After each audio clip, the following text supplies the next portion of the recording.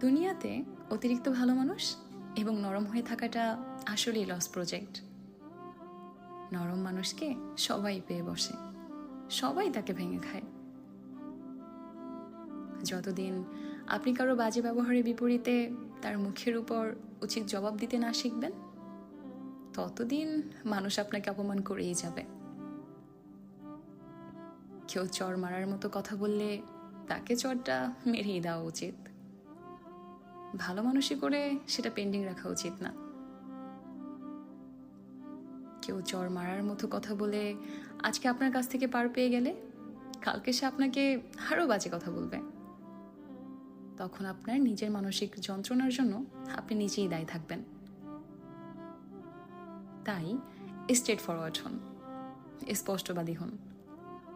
কেউ আপনাকে রুট বলবে, কেউ আপনাকে অ্যারোগ্যান্ট বলবে, কেউ বলবে বেয়াদব। বলুক। মাঝে মাঝে নিজের আত্মসম্মান বজায় রাখতে একটু রুট, একটু অ্যারোগ্যান্ট হতেই হয়। পৃথিবীর সব কিছুর সাথে আপোষ চলে, কিন্তু নিজের আত্মসম্মানের সাথে আপোষ চলে না।